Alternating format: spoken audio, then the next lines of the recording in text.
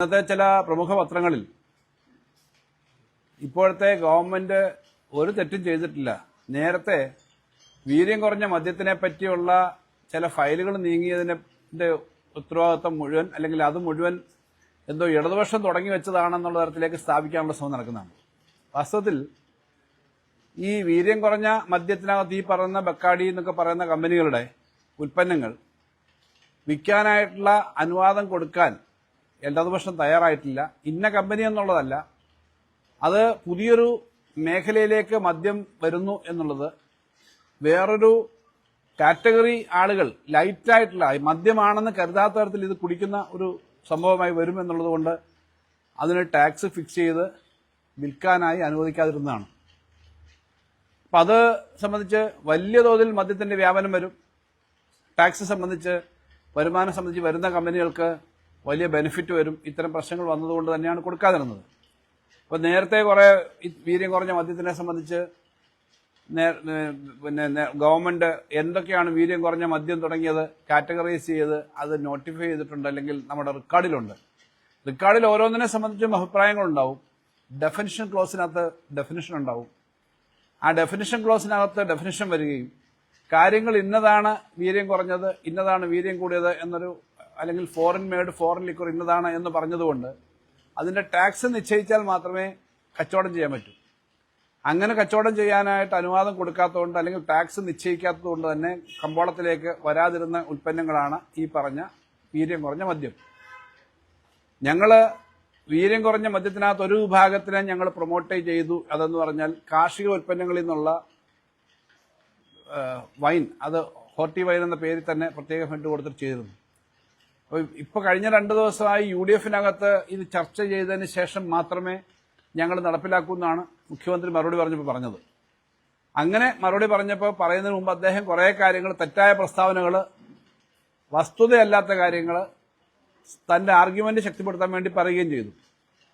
അപ്പോൾ അതിന്റെ ഒക്കെ കാര്യങ്ങൾ അവിടെ നടക്കട്ടെ. പക്ഷെ അങ്ങനെ ചെയ്യുന്നൊരു ശീലമാണ്. അതിന്റെ കൂടെ അദ്ദേഹം പറഞ്ഞ കാര്യം, ഞാൻ ഈ വീര്യം കുറഞ്ഞ മദ്യത്തിന്റെ കാര്യത്തിൽ ഞങ്ങൾ UDF ചർച്ച ചെയ്തിട്ട് കോൺഗ്രസ് പാർട്ടി ചർച്ച ചെയ്തിട്ട് തീരുമാനം എടുക്കുമെന്നാണ് പറഞ്ഞത്.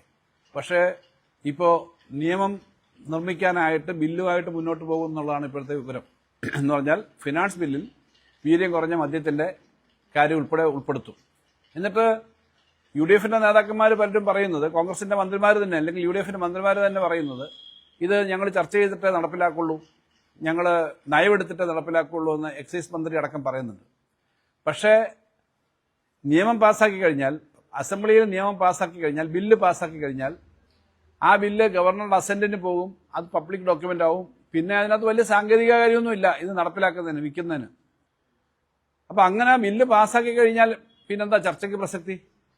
ആ ചർച്ച UDF-നകത്ത് നടക്കുന്നതിനെ ഒഴിവാക്കാൻ, അല്ലെങ്കിൽ ചർച്ച നടക്കുന്നതിനെ പറ്റിയുള്ള അവരുടെ ബുദ്ധിമുട്ടുകൾ ഉള്ളതുകൊണ്ടായിരിക്കണം.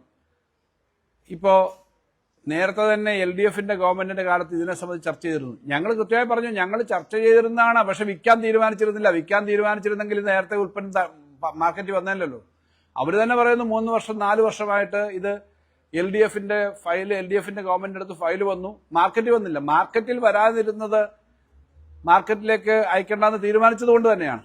ഈ ഒരു ഉൽപ്പന്നം മാർക്കറ്റിൽ വരണ്ട എന്ന് ഞങ്ങൾ തീരുമാനിച്ചതുകൊണ്ട് തന്നെയാണ് ഈ മാർക്കറ്റിലേക്ക് വരാനായിട്ട് ഇതിന് നികുതി നിശ്ചയിക്കാതിരുന്നത്. അപ്പൊ അത് വീണ്ടും വീണ്ടും പറഞ്ഞുകൊണ്ടിരിക്കുന്നത് അടിസ്ഥാനരഹിതമാണ്. പ്രമുഖമായ 2 പത്രങ്ങൾ ഇന്ന് ഈ വാദം ശക്തിപ്പെടുത്തി ഈ മദ്യം വന്നോട്ടെ എന്ന, അല്ലെങ്കിൽ മദ്യം ഇവർ വന്നുകൊണ്ടതിനകത്ത് കുഴപ്പമില്ല എന്ന് തോന്നിക്കുന്ന തരത്തിലേക്ക് ഒരു വാർത്ത ഇന്ന് പ്രസിദ്ധീകരിച്ചിട്ടുണ്ട് എന്നുള്ളത് കൊണ്ടാണ് ഞാൻ ആ കാര്യം ഇവിടെ പറയുന്നത്. അങ്ങനെ 3 വർഷമോ 4 വർഷമായിട്ടിരിക്കുന്ന ഒരു കാര്യത്തിനകത്ത് നികുതി ഞങ്ങൾ നിശ്ചയിക്കാതിരുന്നതാണ്. അത് ഞങ്ങൾ നികുതി നിശ്ചയിക്കുമോ എന്നുള്ള സംശയം നേരത്തെ തന്നെ അന്നത്തെ പ്രതിപക്ഷ നേതാവ് ഇപ്പോഴത്തെ മുഖ്യമന്ത്രി ശ്രീ VD സതീശൻ പറഞ്ഞിരുന്നു.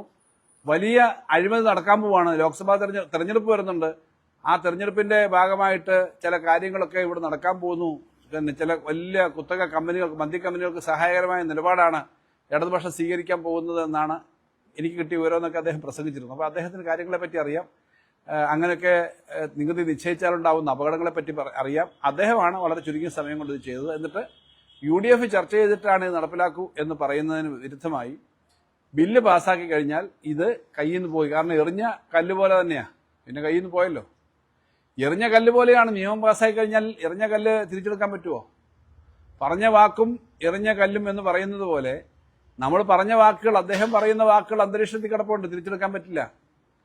പിന്നീട് എത്ര മാറ്റി പറഞ്ഞാലും പറ്റില്ല. അതുപോലെ തന്നെയാണ് ഈ നിയമം ഇപ്പോൾ പാസ്സാക്കി കഴിഞ്ഞാൽ ഉണ്ടാകുന്ന പ്രശ്നം. അങ്ങനെ നിയമമായിട്ട് പോവാണ്. എന്തായാലും ഇടതുപക്ഷ ജനാധിപത്യ മുന്നണിയുടെ സമയത്ത് ഇത്തരം ഒരു ഡെഫിനിഷൻ ക്ലോസ് വന്നു, മറ്റു കാര്യങ്ങൾ വന്നു. അതിന്റെ ഓപ്പറേറ്റിംഗ് പാർട്ടിലേക്ക് പോകണ്ട എന്ന് തീരുമാനിച്ചു. അതിന്റെ ഓപ്പറേറ്റിംഗ് പാർട്ട് എന്ന നിലയിലേക്ക് നികുതി നിശ്ചയിച്ച് ഗവൺമെന്റ് അംഗീകരിച്ചില്ല. അത് ഫിനാൻസിൽ നിന്ന് അല്ലെങ്കിൽ ടാക്സസിൽ നിന്ന് പുറത്തേക്ക് വന്നില്ല എന്നുള്ളത് എല്ലാവർക്കും അറിയാവുന്ന കാര്യമാണ്. ആ കാര്യം വീണ്ടും വീണ്ടും ഞാൻ ആവർത്തിച്ച് പറയുന്നത്, ഞങ്ങൾക്ക് അത് ഇറക്കുന്നത് വലിയൊരു നമ്പർ ആളുകൾ ഇതുവരെ ഇത് മദ്യമാണെന്ന് പറഞ്ഞൊരു സാധാരണ ഹാർഡായിട്ടുള്ള മദ്യം എന്ന് പൊതുവെ പറയുന്ന കാര്യങ്ങൾ ഉപയോഗിക്കാൻ മടിക്കുമെങ്കിൽ ഇത് കൂൾ ഡ്രിങ്ക്സ് പോലെ ഒരു സോഷ്യൽ ഡ്രിങ്കിങ്ങിലേക്ക് പോകുന്ന ഉൽപ്പന്നങ്ങളാണ്. അത് വന്നാൽ അപകടകരമായ ഒരു സ്ഥിതി ഉണ്ടാകും, അവരുപയോഗിക്കും എന്നുള്ളത് കൊണ്ടാണ് ഞങ്ങളത് പറഞ്ഞത്. അത് മുന്നോട്ട് പോകരുതെന്നുള്ളതുകൊണ്ടാണ് ഈ വാർത്തകൾ, ഇന്നത്തെ പത്രത്തിൽ വന്ന വാർത്തകളിലൊക്കെ ഇതൊക്കെയാണ് കണ്ടില്ലേ. ഇതിനകത്തൊക്കെ പഴമല്ല, ആ മണമുള്ള സ്പിരിറ്റ് തന്നെ, പിന്നെ സ്പിരിറ്റ് കലക്കി വിൽക്കാനും ഇടത് സർക്കാരിന്റെ അനുമതി, ഇതൊക്കെ അടിസ്ഥാനരഹിതമായ കാര്യം. അങ്ങനെ അനുമതി ഉണ്ടെങ്കിൽ ഈ സാധനം വന്നേനല്ലോ. അപ്പൊ അങ്ങനെ വാർത്തകൾ കൊടുക്കുന്നത് തെറ്റായ ചില ഫീഡ്ബാക്ക് കിട്ടിയിട്ടായിരിക്കും. അത് ശ്രദ്ധിക്കേണ്ട കാര്യമാണെന്നുള്ളത് കൊണ്ടാണ്. ഇതിപ്പോ വാദി പ്രതിയായ സ്ഥിതിയിലാണ്. ഞങ്ങൾ ഈ കാര്യം പറഞ്ഞു വിൽക്കാൻ പാടില്ല, ഇത് തെറ്റാണെന്ന് പറഞ്ഞപ്പോ അതിപ്പോ എടുത്തിട്ട് വാദി പ്രതിയായതുപോലെയാണ്. ഞങ്ങൾ പറഞ്ഞതാ ഇത് വരുന്നുണ്ട്, ഇത് അപകടമാണെന്ന് പറഞ്ഞപ്പോൾ അല്ല, ഇവരത് ഇങ്ങനെ തയ്യാറാക്കി വെച്ചേക്കുക എന്നുള്ള തരത്തിലേക്കുള്ള വാർത്തകൾ വരുന്നു എന്നുള്ളത് കൊണ്ടാണ് ആ കാര്യം പറഞ്ഞത്. ഇതിന് ഉപോത്ബലവുമായി പല കാര്യങ്ങളും ഇതിനിടയ്ക്ക് സഭയിൽ ഉൾപ്പെടെ പറയാൻ ശ്രമിച്ചു. ഒരു കാര്യം, വലിയ പ്രമുഖമായ ഒരു പത്രം തന്നെയാണ്, 100 കോടി രൂപയുടെ ബാറിലെ കച്ചവടം കുറഞ്ഞു കഴിഞ്ഞ വർഷം അവസാനം. അത് കൃത്യമായി കഴിഞ്ഞ ദിവസം ഞാൻ പറഞ്ഞിരുന്നു. എന്നാൽ ഒന്നുകൂടെ അതിന്റെ ഡീറ്റെയിൽസ് എടുത്തപ്പോൾ നേരത്തെ കൺസ്യൂമർ ഫെഡ് വിൽക്കുന്ന മദ്യവും ബാറിൽ നിന്ന് വിൽക്കുന്ന മദ്യവും ഒറ്റ ഹെഡിലാണ് വരുന്നത്. കൺസ്യൂമർ ഫെഡിന് ഈ ബിവറേജ് പോലെ ഔട്ട്ലെറ്റ് ഉള്ളൂ, കുറച്ചേ ഉള്ളൂ. കൺസ്യൂമർ ഫെഡിന്റെ അവിടുന്ന് ഔട്ട്ലെറ്റിൽ നിന്ന് വിൽക്കുന്ന മദ്യവും ബാറിന്റെ മദ്യവും ഒരൊറ്റ അക്കൗണ്ടിലാണ് വന്നുകൊണ്ടിരുന്നത്. ഇതിപ്പോൾ കൺസ്യൂമർ ഫെഡ് പ്രത്യേക ഹെഡായിട്ട് തന്നെ കൊടുക്കണം എന്നുള്ളതുകൊണ്ട് അത് മാറിയപ്പോഴാണ് ആ അക്കൗണ്ടിന്റെ കാര്യം വന്നത്. അപ്പൊ ഇത് ഒരു ദിവസം കൊടുത്തുക, ഇതിങ്ങനെ മദ്യം കുറയുന്നു. മറ്റൊരു കാര്യം, കഴിഞ്ഞ ദിവസം ജനങ്ങളുടെ ഓർമ്മശക്തിയെ പരീക്ഷിക്കുന്ന തരത്തിലേക്ക് ഒരു സ്റ്റേറ്റ്മെന്റ് നടത്തി. പിണറായി വിജയൻ ഗവൺമെന്റ് വന്നപ്പോൾ എത്ര മദ്യഷാപ്പുകൾ ഉണ്ടായിരുന്നു, വിദേശ മദ്യ ബാറുകൾ ഉണ്ടായിരുന്നു? 29 ഉണ്ടായിരുന്നുള്ളൂ. ഇപ്പൊ എത്ര? 900 ആയില്ലേ അവസാനം? ഏകദേശം 900, 748 ബാറുകൾ ആ സമയത്ത് അടച്ചുപൂട്ടി. എന്തുകൊണ്ടാ? ഉമ്മൻചാണ്ടി സർക്കാർ അടച്ചുപൂട്ടി. എന്തുകൊണ്ടാണ്? ബാർ ലൈസൻസ് കൊടുത്തതിനെ പറ്റി വലിയ വിവാദം, ബാർക്കോഴ വിവാദം. അന്നത്തെ പത്രങ്ങൾ നോക്കിയാൽ അറിയാം, പുതിയ പത്രപ്രവർത്തകരും ഉണ്ടാവുമല്ലോ, ഈ കേൾക്കുന്നവരും നാട്ടിൽ പുതിയ ആളുകളാണ്. പക്ഷെ ബാർക്കോഴ വിവാദം, അതിന്റെ പേരിലുള്ള തർക്കം, വലിയ തോതിൽ UDF-നകത്തുണ്ടായ തർക്കത്തെ തുടർന്ന് ഇതെല്ലാം അടച്ചു പൂട്ടാനായിട്ട് തീരുമാനിച്ചു അന്നത്തെ മുഖ്യമന്ത്രിയുടെ നേതൃത്വത്തിൽ ശ്രീ ഉമ്മൻചാണ്ടി. എന്നിട്ടോ ഈ സ്ഥലത്തിനെല്ലാം ബിയർ വൈൻ പാർലറായിട്ട് അനുവാദം കൊടുത്തു. ആ ഹോട്ടലുകളെല്ലാം അവിടെ ഉണ്ടായിരുന്നു. പിന്നീട് അവർ കോടതിയിൽ പോയി, കേസ് പോയി. തമ്മിലും അന്ന് ഗവൺമെന്റിനെതിരെ ഉണ്ടായ കേസുകളും തർക്കങ്ങളും ബാർക്കോഴ വിവാദവും രണ്ടുമാണ് അതിന് അന്ന് നിരോധിക്കാൻ കാരണം. പിന്നീട് കോടതിയിൽ പോയി അതിന്റെ നിയമങ്ങൾ അനുസരിച്ചിട്ട് ആ ബാറുകൾ പ്രവർത്തനം തുടങ്ങിയതാണ് ഈ ബാറുകൾ വന്നേക്കുന്നത്. അപ്പൊ എന്തെങ്കിലും ഒരു കാര്യം ഒരു ചെറിയ സമയത്തേക്ക് മാത്രം പറയുന്നത് ഒന്ന്, മനസ്സിൽ വേറൊന്ന്. അത് ആത്മകഥം പറയുന്നത് പോലുള്ള കാര്യങ്ങൾ പോലും പുറത്തു വരുവാണല്ലോ. ഇപ്പോൾ നമ്മൾ പറയുന്നത് ഒരു കാര്യം, ഒരു സബ്മിഷൻ വന്നപ്പോൾ കഴിഞ്ഞ ദിവസം ഉണ്ടായ വിവാദം പോലെ പറയുന്നതൊന്നും മനസ്സിൽ വേറൊന്നും എന്ന നിലയിലേക്കല്ല. ഈ കാര്യങ്ങളൊക്കെ കേരളത്തിൽ ബാറുകളും മദ്യശാലകളും കൂടുതൽ കൊണ്ടുവരാനായിട്ട് എന്തെങ്കിലും പ്രത്യേകിച്ച് ശ്രമിച്ചോ? ഇടതുപക്ഷം 748 ബാറുകൾ അന്ന് നിർത്തിപ്പോയത്, പിന്നെ നിർത്തിപ്പോയതിന്റെ കാരണം അന്നത്തെ ബാർ കോഴ വിവാദവും അഴിമതി പ്രശ്നങ്ങളും അതിന്റെ പേരിലുണ്ടായ UDF-ലെ തർക്കങ്ങളും അല്ലേ? അപ്പൊ ഇങ്ങനെ ഓരോന്ന് പറയുക. ഇപ്പോഴത്തെ പ്രശ്നം ഈ പല കാര്യങ്ങളിലും ബഡ്ജറ്റിലും ധവളപത്രത്തിലും പറഞ്ഞ അമിതമായ ഈ സ്വകാര്യവൽക്കരണത്തിന്റെയും എങ്ങനെയും കോർപ്പറേറ്റുകളെ സഹായിക്കുന്നതിന് വേണ്ടി ഞങ്ങൾ പറയുമെന്ന് പറയുന്ന തരത്തിലേക്കുള്ള ശ്രമങ്ങളും നമ്മുടെ നാടിന് വലിയ അപകടം ഉണ്ടാക്കുന്നതാണ്. അതുകൊണ്ട് ധനകാര്യ ബില്ല് വരുമ്പോൾ ആ ധനകാര്യ ബില്ലിനകത്ത് ഈ പ്രൊവിഷൻ ഉണ്ടെങ്കിൽ പിന്നെ UDF ചർച്ച ചെയ്തിട്ടൊന്നും വലിയ കാര്യമില്ല. അത് അറിഞ്ഞുകൊണ്ട് കണ്ണടച്ചിട്ടിട്ടാക്കുന്നതിന് തുല്യമാണ്. അതുകൊണ്ട് വലിയ കാര്യമില്ല. അത് നാളെയും അടുത്ത തിങ്കൾ ചൊവ്വ ബുധനായിട്ടാണ് സഭ നടക്കുന്നത്.